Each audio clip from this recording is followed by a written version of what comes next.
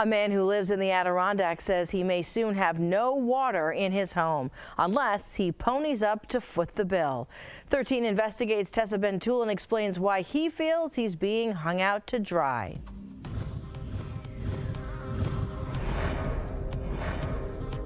Water would be because I would have to go across. Todd Condon grew up in Ticonderoga, a small town in the Adirondacks. You may have learned about Ticonderoga in school. It's home to the historic landmark, Fort Ticonderoga. What do you love about this place? Just look around you. I mean, you know, the time of year you've got your pumpkins, your leaves falling, lakes, mountains.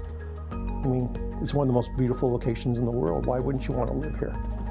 Do you feel that your thoughts about Ticonderoga, living in this community, has been tainted because of what's happening? Certainly in the last 5 to 6 years, yes. In 2018, the town entered into an agreement with the U.S. Department of Justice. Many residents will lose Gooseneck Pond as their water source by 2025 because it's not in compliance with federal regulations for safe drinking water. The deadline looms for Condon. Homes without water are homes that people can't live in. We can't afford to live in homes without water. Condon and his wife received this letter from the town last December. The letter states the town has been working for years to find solutions to get Condon and other residents a new water source. Town officials believe Condon's home may be suited for drilling a private well. There's nowhere to put it physically on the property, and then there's the cost. I would have to take out a bank loan, which I probably wouldn't qualify for. Hi, Carrie. I was just wondering, what's the average cost of drilling a private well? I called several different companies to ask about pricing. I was told a person should budget between $15,000 to $30,000 for a private well. I'm living like I live, like a lot of people live, check to check. Condon has contacted Ticonderoga's town board, the town supervisor, and even wrote to Congresswoman Elise Stefanik and Governor Hochul. That's the whole point we've been trying to make to the people that represent us. You know, we're not angry with you, we're not blaming you. All we're trying to ask you to do is just represent who voted you in office, who put you where you are. Hi, can I speak to the town supervisor? I've called and emailed Ticonderoga's town supervisor, Mark Wright, hoping to get some answers. But Wright told me in an email the town can't comment because of pending litigation. I am in the section that is on the well water. I have spent hundreds of dollars having shower heads cleaned, faucets cleaned,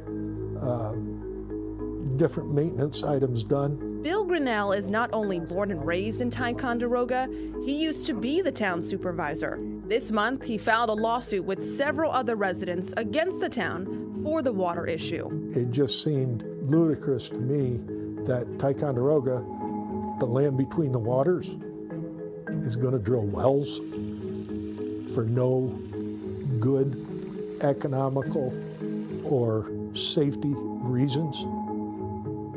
It just seemed like a big mistake, in my opinion. I asked Grinnell and Condon what they believe the solution is, and that is to keep Gooseneck Pond as the water source.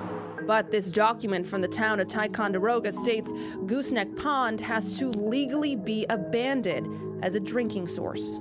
Who else would be cut off from water when you switch water sources? There's actually about 6 homeowners behind me. Okay. That letter that Condon and his wife got in December states there are several options available other than drilling a private well, including drilling a common well shared with up to 4 homes, get water from Eagle Lake using an in-home treatment system, connect to an existing municipal system, or a smaller system that also uses a well. It's up to the property owner to decide what's best for them. But Condon says that's tricky. That's the problem in forming a water district is people have already gone to other options. A lot of the residents are just summer residents, so we only see them for 2 or 3 months of the year.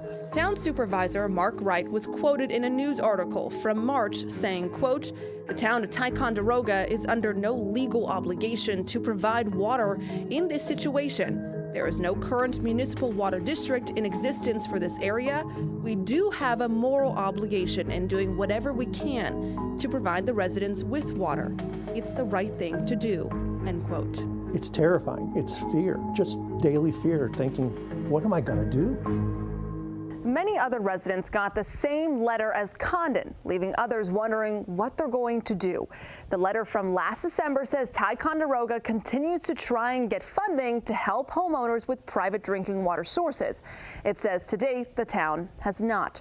13 Investigates wanted to get an update on that, but with the pending litigation, Wright could not answer that for us. For 13 Investigates, I'm Tessa Bentulin.